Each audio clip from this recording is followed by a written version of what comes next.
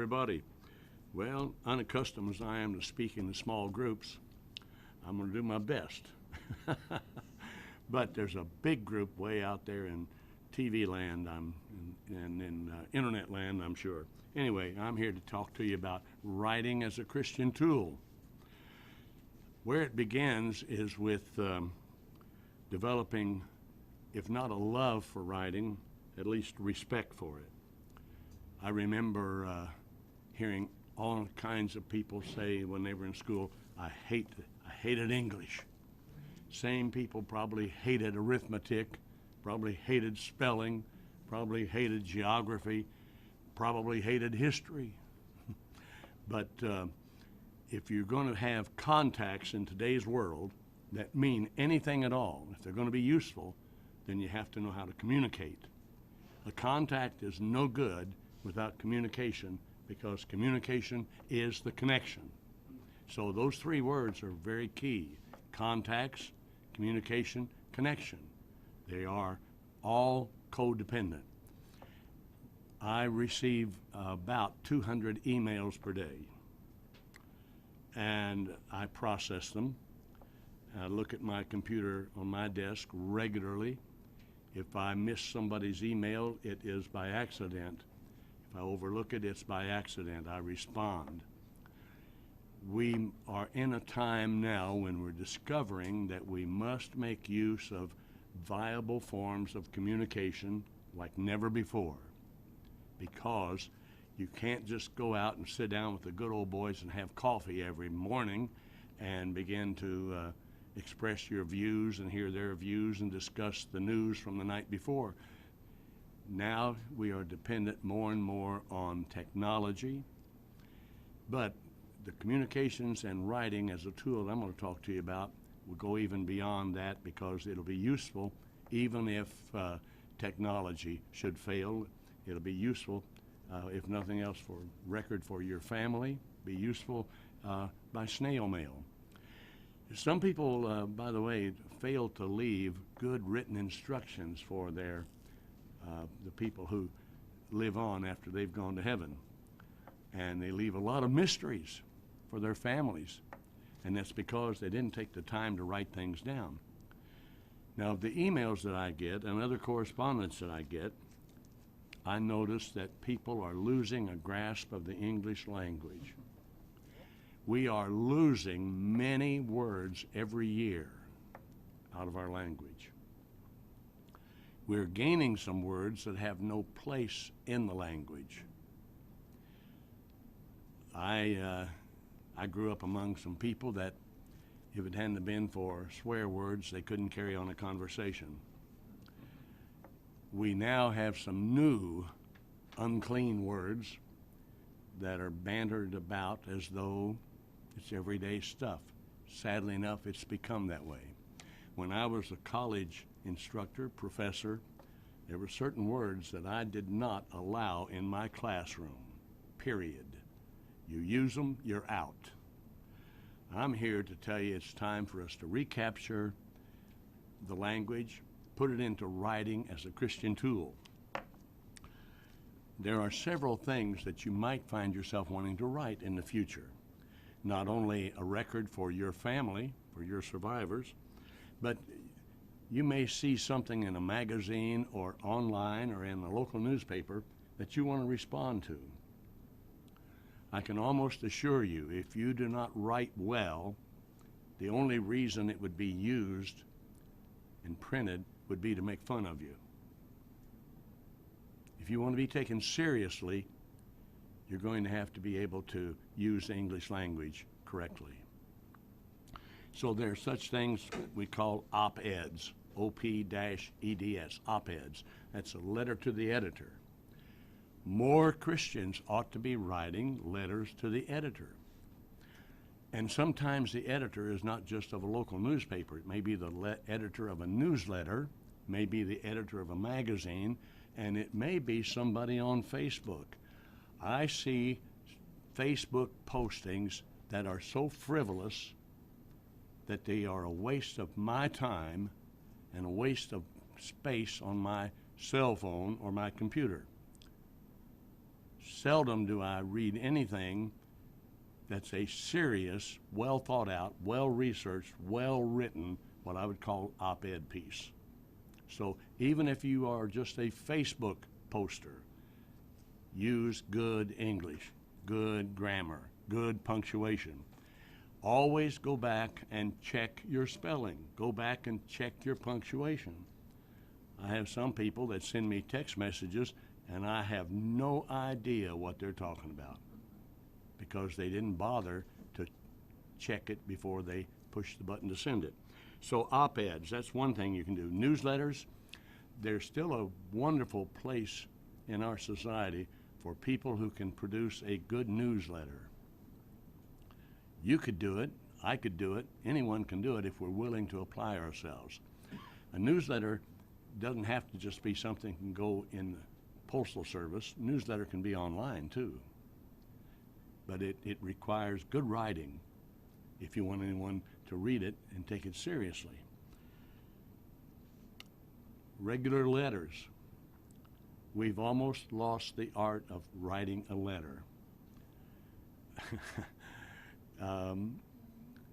Now we have the computer and the keyboard. Keyboard's being used by more people who never had any keyboard training than those who went to school to learn to use a keyboard. Most of us are like me, hunt and peck. That's all right. Just do it as quickly as you can, as accurately as you can, especially be accurate. But writing a letter is almost a thing of the past because people just don't want to take the time to write a letter. Most people nowadays don't know how to write a business letter.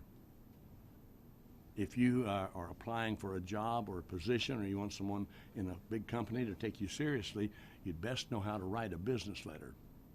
You know, there's a place at the top where you put their address, and there's a place below that for your address. There's a certain way you address these people, certain punctuation that's acceptable, certain way to sign a letter. And if you type these out, make sure you do it correctly. If you don't know how, find out how to do it. Now let me say this about cursive writing. Those of us who are old enough to have learned cursive, continue to use it. I make it a point, about 50% of the notes that I take during the day, and I take many pages of notes, at least half of them I write in cursive because I don't want to lose that skill. Students who are now not being taught cursive, how are they going to sign their name? We'll reach the point where they'll be printing their name and they'll have to have some other form of verification because printing is easy to counterfeit. So that's the kind of world we're in. Newsletters, letters. Now, how about essays? What is an essay? Well, it's a short piece that you write, probably 500 words or less, and I write one or two about every week and put them in email to the people I have email addresses for, and I get most of the time a lot of response, and all the time very positive response. The last one that I did had to do with money and fiat currency and so forth, and I try to write them in an interesting way so that it's not just something real sterile, just something in black and white, facts and figures. What I write anymore in these essays is almost the style one would use to write a novel. Now, essays, you can do it. I'll tell you more about that in a little bit. Then there's books. Rarely have I met a person who, when I talk to them at any length, doesn't reveal the fact that they really wish they had written a book or they want to write a book. My contention is everybody has a book inside them, but how do you get it out? Well, I don't mind telling you, I've been helping people get books out of themselves for a number of years, and the most recent one that I helped somebody get out is this one. My little publishing company published this, hardback and softcover simultaneously, to show you that it's a bona fide hardcover book. It is hardcover.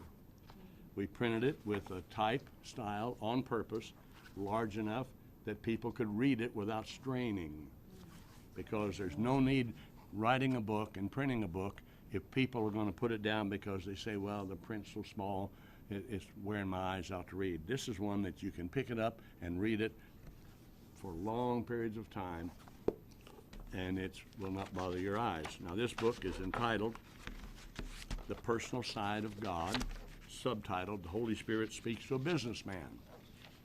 Now, how did this book come into being? Well, it came into existence because a man in Florida who also has business interest in Branson had written 3 books, and when he found that I could edit and publish books, he prevailed on me to do this one. It's basically a series of essays, a collection of stuff that he had written over a period of years, with no intention of them eventually being put into a book, and then one day looked at them and thought, maybe this could be a book. So I took his rough material that was sent to me by email, and I edited. Editors start by organizing material and then stringing words together, we call it, so that everything connects and works. And when I had done that, then I gave this material to someone that works with me to do proofreading, and that's a tedious thing because you have to go through and read every word. Believe me, you have a computer program that's supposed to be a spell check and a grammar check. Your computer isn't smart enough to know the difference between T-O, T-O-O, or T-W-O, etc. You still have to do it one-on-one, one word after another after another. And when you are doing that spell check, proofreading, you also are checking for commas, apostrophes, colons, semicolons, parenthetical statements, etc. So it's a big job. But after that's done and all cleared, it comes back to me, and I read it again, and I may do some shuffling, reorganizing to make it flow as good as possible. Finally, when we're satisfied, I send it to the layout man. Because you see, you have to have a special computer program to lay out a book because it has to be sequential. Page 1, and on the other side of that's page 2, etc. It's not as simple as it sounds. It takes a professional program. If you try to do it by hand, you have a lot of work ahead of you. So when that's done, then we send it back to the author, make sure that it suits him, and then we have to design a cover. This cover, my guy designed this cover. Pretty good design. On the back of this dust cover is a picture of the author and information about him. We also design and determine the hard cover, what it's going to be like.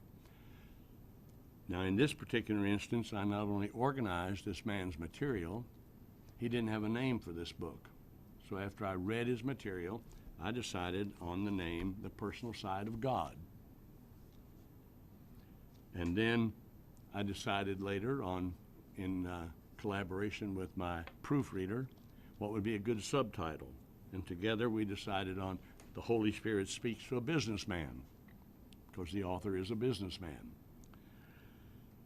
And then I had to go through all of those essays, and I had to give them chapter titles, because he had not titled any of those essays. So you see, I'm showing you here that you don't have to start out as an expert. All you have to do is know an expert. I'll let that rest right there.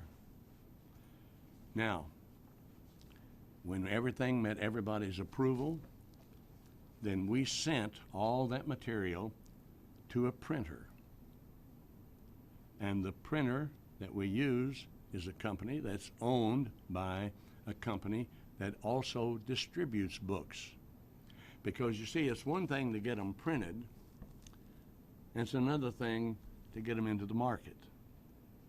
If you as a Christian write anything, and it's just tucked away someplace, it is not a tool. To be a tool, it has to be out there doing the work of Jesus Christ. So we use a company, Ingram Books. Ingram Books have been around a long time, and they've been distributing books a long time. One of the books I did in the last few years, because of international distribution, I had to go online and figure out how to change American dollars into pounds sterling and into European euros and into Australian dollars for the price on the back of the book. So distribution becomes very important if you really want to get your message out there. Now, Ingram Books, they own two printers. One is called Ingram Spark, the other one's called Lightning Source. I've used both. Really doesn't matter because they are both print on demand, which means that ordinarily, if you are a self-publisher, you might, in order to get a price break on the books, you'd have to order 1,000 books. And this book right here, to have printed, was $9.40 a copy, approximately. Which means if you didn't do that through my system, 1,000 of these, you're looking at $9,400. So that you could find a place to store them under your bed or in a closet, because you have not yet established a market. But with print on demand, this book cost the author $9.40, whether it's one copy or 10,000 copies. Now, we're almost at the point where people aren't going to be traveling much in ministry or whatever, we know that, but some still have some engagements and so forth. If you write a book and you are going to be out there in ministry, you don't have to have the trunk of your car weighted down with 50 or 100 copies of a book to sell when you get there. You just work with the forces that we make available to you, and you order them, and they are drop shipped to Church XYZ or wherever it is you're going to be. How simple is that? So that's just the tip of the iceberg about publishing a book. You can also get into the fact that your book can be read online. That provision is there. They can buy it online, a chapter at a time. The publishing industry has changed greatly. And right now, as far as I know, they're not having any booksellers and buyers conventions like they used to have. In fact, Christian bookstores are just about going out of existence. You know how many we have left in Springfield, Missouri, a city of 166,000? Well, I know we have, of those that sell new books, we have Mardel, and I'm not advertising for them, but everybody knows they're nationwide. Do we have any others that sell new books, Christian bookstores, that specialize in Christian books? CPO, barely, because they've been absorbed by a used book store called Redeemed. So the era of freestanding bookstores committed to selling Christian books and materials, that day is maybe gone. Maybe gone, partly because of the internet and now because of the challenges of any retail store. But there's still a way for you to use writing as a Christian tool, and if you have a book inside you or a hankering to write a book, it can be done. Now you may be wondering, what does it cost? I wish I could tell you. I really do, but I can't. But I do know this, that if you have material and you have an interest, you send me an email and we can go into it on a personal basis. My email, you need to write it down if you don't have it, is dr, that's as in doctor, and anybody can get one of those if you've got about $100 to mail off. I didn't get mine that way, but there's a lot of that going around. Dr. Paul Collins at sbcglobal.net. That's SBC Global is one word, and then .net. I've been around long enough that my email's been around long enough. It goes back to the days of Southwestern Bell. That's why it's sbcglobal.net. After this session, if you don't have it clear and want to make sure, ask me and I'll make sure you have that email address.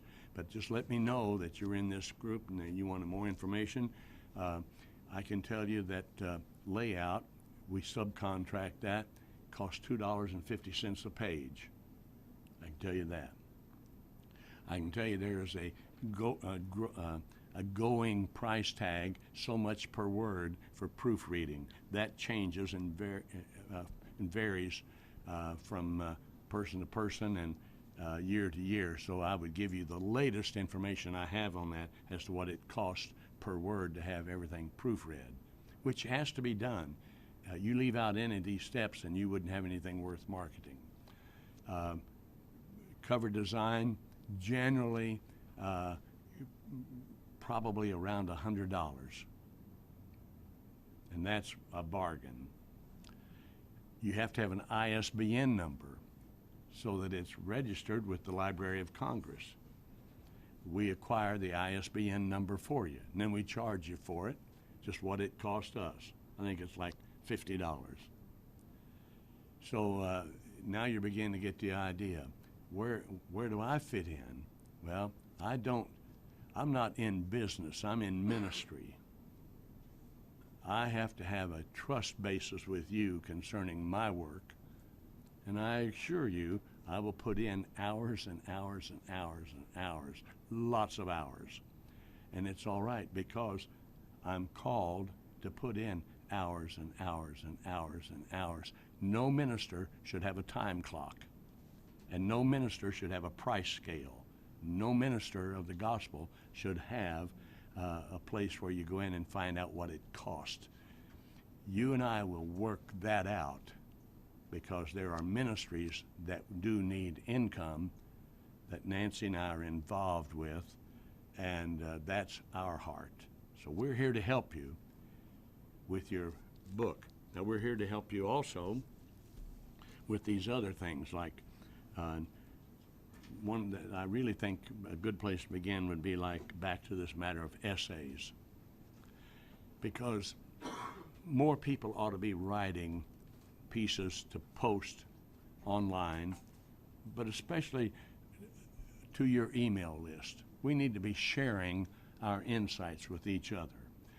I suggest that you put together a good email list of addresses. Now, I have a very lengthy email address list, but some of it I've bunched together. I have folders, and you can learn how to do this. This is not anything so complicated that you can't do it. I do it.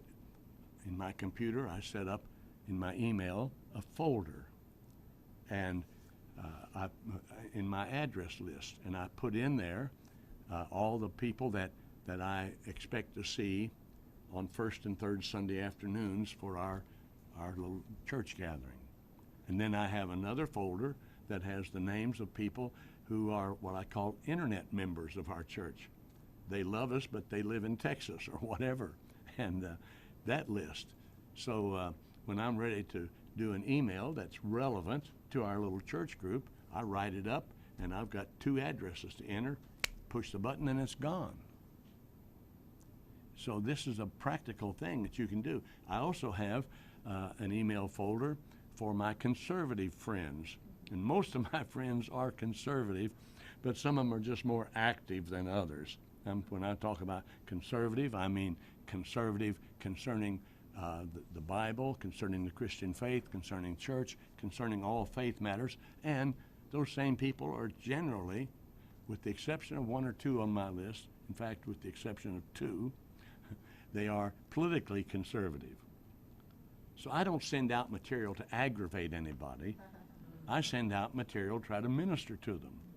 Now, obviously, I may send something that's shaded just a little different to my liberal friends than I do my conservative friends, because I'm here to make friends and influence people for Jesus.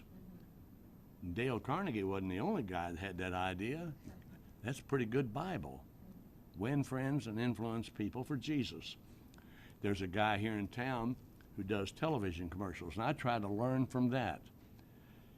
He talks about we're a really big store with lots of stuff, and we have locations in Springfield and Monette and Carthage.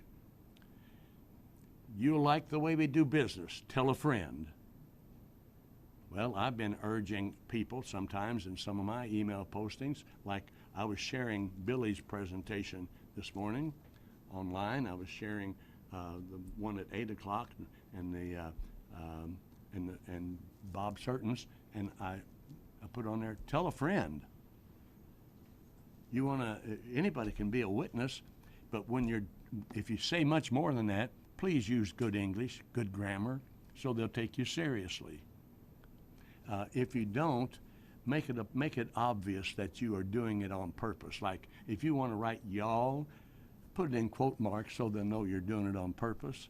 If you want to say ain't, put it in quote marks so they'll know that you're doing it on purpose. That sort of thing. Make sense? But I would love to help you with essay writing.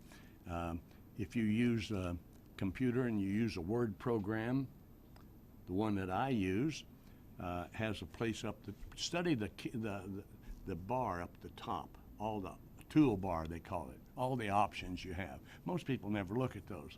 Take some time, look at them, because there's one up there that has to do with a review. And you hit review, and it does a review on spelling and grammar and tells you how many marks you've made, with the key, how many keystrokes, tells you how many words you've written up to that point, and also tells you what grade level you're writing at. Now, essay before last that I sent out, when I checked it, I was writing at a grade of 8.7, 8th grade plus a little. I went back and changed everything the way the Word program wanted me to do it with their grammar, and then I checked, and the grade level was 4.9. Now, here's what it tells me. Young people who are the programmers, you follow what I'm saying? You talk about dumbing down education. If I follow their recommendations, I'm writing at a very low level. I'm writing at an elementary school level, middle down there. My normal writing, I'm used to communicating with people on an 8th grade level. How about that? That's what you're getting now. If I communicated to you on a college level, you'd probably get up and walk out. But guess what? You could go to most any college in Springburg, USA today and find it difficult to find any college lecturer who's lecturing on a college level.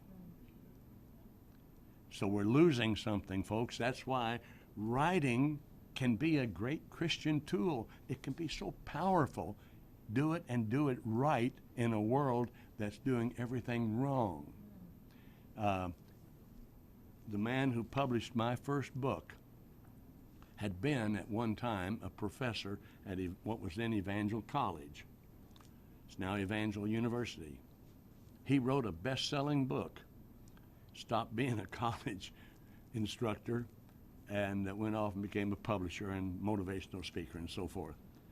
The book that he wrote that was such a hit was called Yes, Yes Living in a No, No World.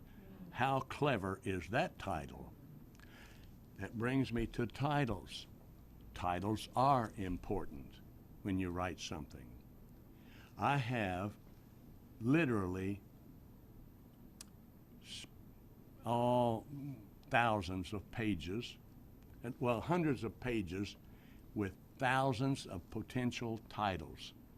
I hear something, I think that'd be a good title, and I write it down. I keep a pad and 2 or 3 notebooks by my recliner in our family room. I'm watching TV. Something comes up, I write it down. I have made notes on potential titles for years. I'll never run out of anything to write about.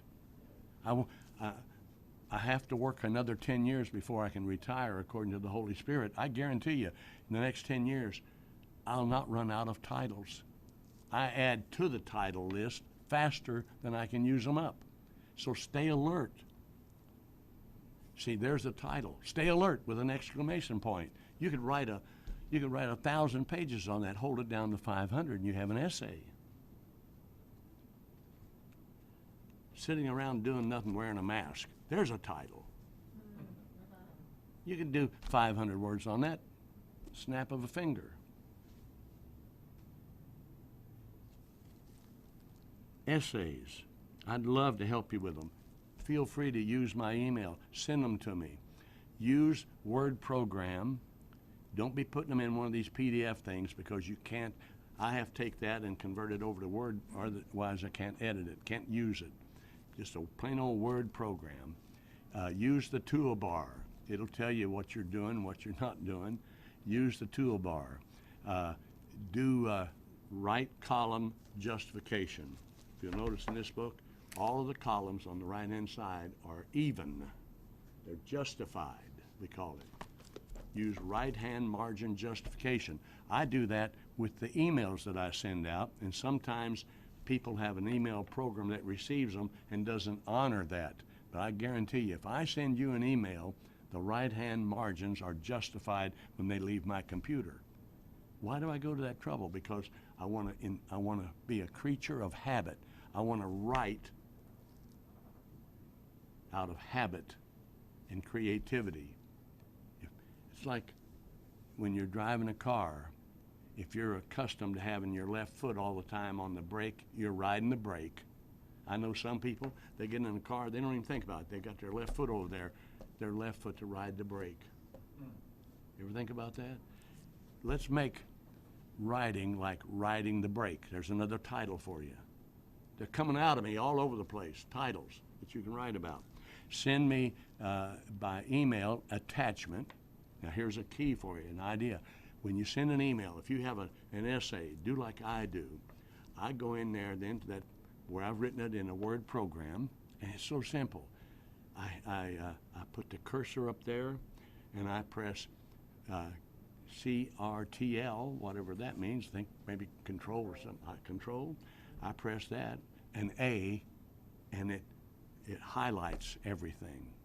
And then I press Control C, and it's ready to copy. Then when I'm writing the email, I go there, and after I've said, hello there, Kevin, then I say, I've got something below I'd like for you to read. Stay blessed, Paul. And then I come down there and I hit Control V, and there's everything I wrote in Word is now in the body of that email. Now, I don't rest there. Then I go up there at the top where it says attach, and I hit attachment, and it opens, because I've saved that email, by the way. I mean, that essay, I've saved it in a Word program. I go in there, and here it is, and I press on that, and then it becomes an attachment to your email. Why would I do that? Because if I write something valuable, and you may want to make copies of to give to your friends, guess what? It's there for you to copy it and hand out to your friends. Or you can plagiarize it and copy it and send it out in an email. All you have to do is backspace and get rid of my name. But who cares? We want to get the word out, right? Encouragement. Essays. The Word program, spell and grammar check, word count, grade level, many other details that can go into this. You just take your time with it. Don't be intimidated. I have 2 computers on my desk. One of them is my old faithful, my old partner, my old buddy. One I know inside and out. One that has caused me all kinds of aggravation and cost me a lot of repair money. We've been through a lot. And I have that keyboard right here, and over here's another keyboard, but I get on there with my old partner, and I start working. And I work and work and work, and I know when it hiccups what to do about it. I know where to pat it on the back. You know what I'm talking about. It's like an old car. If you know how that car sounds, you've driven it a lot, then you know how to You know how many times pump that accelerator before you try to start it, and so forth. But over here, I've got a bigger monitor and a computer, and I wheel around it, and it's got a newer program on it for everything. And I was letting it intimidate me to the point that it sat there for about 3 years until yesterday. And yesterday I decided I was going to be brave about a computer. After all you can do is shut it down. That's not any big thing when you think about it. So the light on it was so bright, it was hurting my eyes. And I thought, I maybe better call my old buddy Kim Rowley, have him come over here and dim that light for me. And I thought, no, I can do that. There's got to be a way. And I get in there and I play around and mess with it. I keep punching this, punching that. Pretty soon, I see this thing where I can dim the light on it. I dim the light. Then I think, boy, that print is so small. I have trouble reading on there. There's got to be a way to enlarge that print. I went in there and messed around. Pretty soon I've got nice big print. I've got a screen that I can view. And also figured out my old computer was one of the reasons why I was having difficulty getting Axe Television Network. Even though I tried 3 or 4 different platforms. But when I went to the new computer, bang, there we were. So don't be afraid of that computer. The worst you can do is mess it up bad enough to call somebody to come in and do something about it. A few years ago, I picked up a virus that was literally eating the contents of my computer. I called a guy. He said, I'll bring my tools, my toolbox, and fix it. He walked in empty-handed. I said, where's your toolbox? He reached in his pocket, pulled out a little thumb drive or jump drive, some people call them. He said, this is it. He plugged it in my computer, tapped a few things, leaned back in the chair and visited with me, and it just kept going. Pretty soon he'd press something else, so we kept visiting. He went all the way into the back of that computer and restored and repaired everything up to the front. His tool was a thumb drive. Took him about 30 minutes. Don't let that computer keep you from writing. Always have a notepad handy to take notes on. Believe me, don't trust everything to your cell phone. Wherever I put mine, it's over here. Don't have all your brains on your cell phone. You might be like a friend of mine who was on a float trip on the James River, and he leaned over and dropped his brains in about 8 feet of water. Well, not in the James River, probably 6 feet anyway. A foot or 6 feet, doesn't make any difference. He lost everything, everything. Don't be afraid to use a pen and paper. In fact, I buy what we used to call Eversharps. They're mechanical pencils. And I buy them by a box full because they have a good eraser on them. And I may even have one here someplace. No, I don't have one with me now. And you can twist and adjust, get more lead out. And that's what I write with mostly when I'm taking notes, because I save paper that way. If I write something down and later I decide, that's not going to work, I just erase it. Make the paper go farther. Little hints for you about writing, taking writing seriously so that you can be a good Christian witness. Send out good stuff. And if you want to practice, and you can practice on me, I'll be glad to get your stuff, and I'll critique it and send it back to you and say, here's the way it should look. I'll be glad to do that. Whatever you communicate should not confuse people. It ought to enlighten people. And I get text messages that are confusing. I get emails that are confusing. I hope I don't do that to other people. So, you want to be cool these days?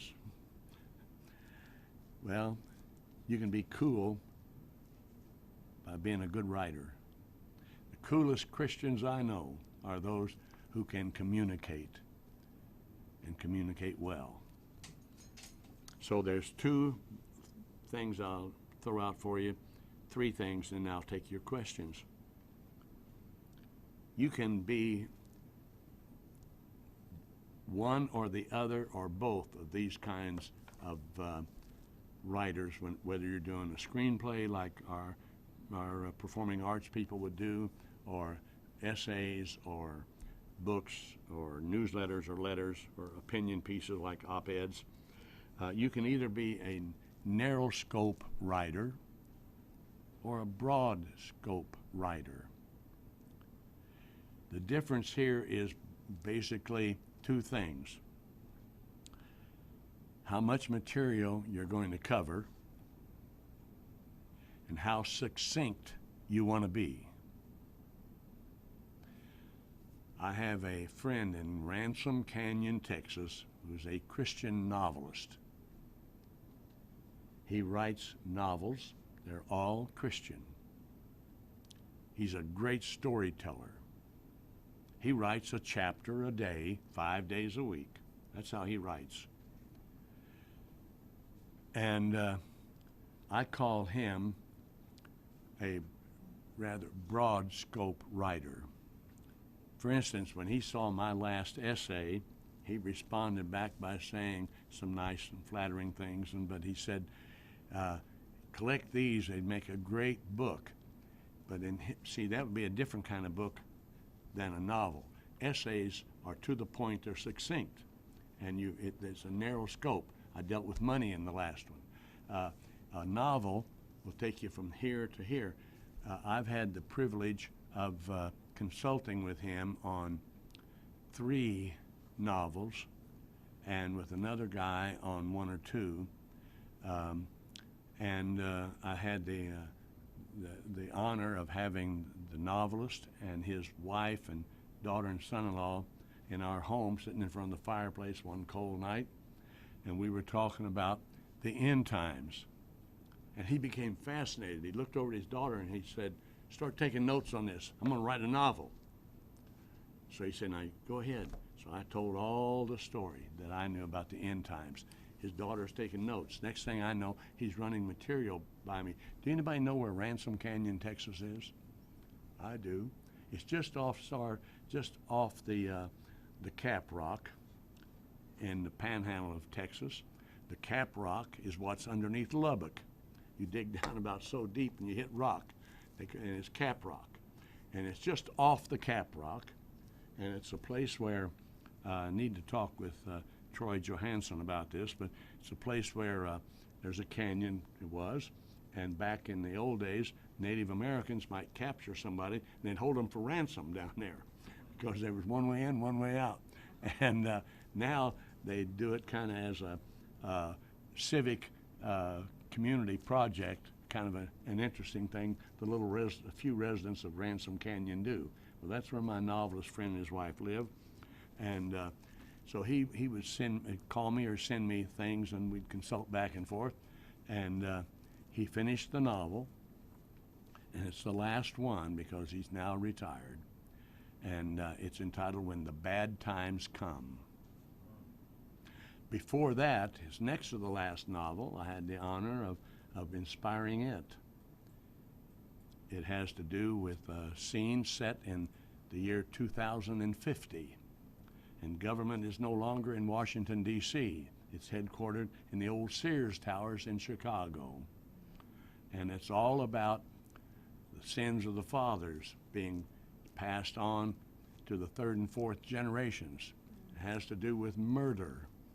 It has to do with, in this new futuristic world, how they are intent upon tracking down the last guilty party in a family, a crime that may have happened many years ago. Interesting, right? I got your attention? I'm not a novelist, but Lyle Way is, and he wrote that up. And it's a wonderful novel, a great story. And you need to order it and buy it. I'll think of the title of it before this is over, so that you know how it ends, because they find the culprit in the end of but I'm not going to give it away, and it's not the butler. The butler didn't do it. I'll tell you that much. So writing a novel, that's another thing. Someday, I've started 2 or 3. I'm not the only person. There's some of you here have started books that you didn't finish.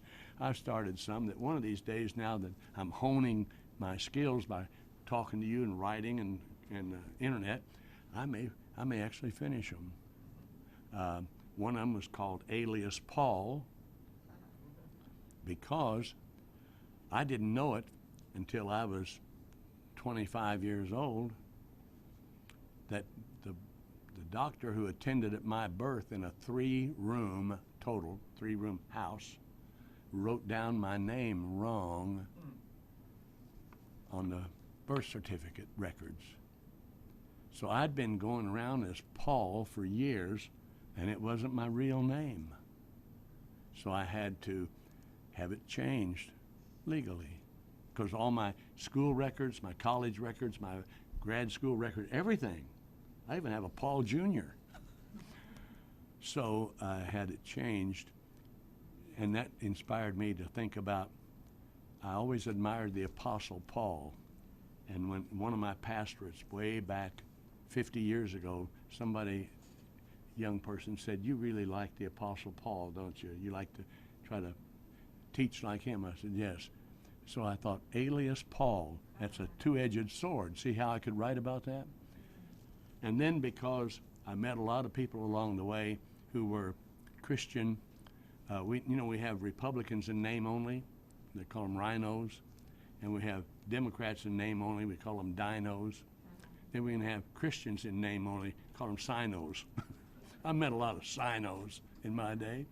So, and I was kind of like one of them myself in lots of ways. We all are. So what I did was I came up with the idea, writing a novel, The Man with the Red Velvet Soul. Now, I'll leave the rest to your imagination. So, I have just poured out and poured out. I could do 3 hours here, but I have 3 minutes. Somebody have a question in these 3 minutes? Anybody? If not, I'm going to use them. I'm looking. If I was an evangelist, I'd be troubled, Billy, when they ask them raise hands. There, I got a hand over there. I always have a question. I asked too many. But that's just with the books. Almost $10 to make that book. Uh-huh. All right. If say you got if with a comparable publisher for 1,000 books, what would it cost per book? And also, there's the other thing is, isn't there an advantage to bring a bunch of books when you're giving a speech or presentation, so you have them to sign them, and that's easier to sell that way? Well, that's why you have them drop shipped ahead of you, so you don't have to haul them. You just order them, and the printer will drop ship them. If you're going to be in Staten Island, just instead of hauling them up there or worrying about shipping them, let the printer do it for But you. if you bought 100, would they give you a discount? No. This is that price whether you have 1 or 1,000. Okay. Most other publishers, you'd have to order 1,000 of these, it'd be $9,400. Oh, no discount? No, that would be the discounted price. Oh, I see. Yeah. Got it. Okay. So you want to know what this retails for? It's on the back on the dust cover, $29.95. Now, can it pay if you have distribution? Now, how do they pay you? If they sell it at Barnes & Noble or through Amazon or wherever, some bookstores, and in other words, you're not selling it, they are. Of course, you don't make that much because the bookseller makes some money on it too. But how do you get paid? Well, that's all taken care of. They automatically deposit it in whatever checking account you designate. So periodically you'd get an email from Ingram Spark, for instance, and there would be a computer program printout thing. You look on there and it says, they automatically deposit or will be depositing X number of dollars in your account. It's a pretty slick operation. Hope that answered it. Anybody else? All right, well, we are down to 0. 0. Had a great time, thank you.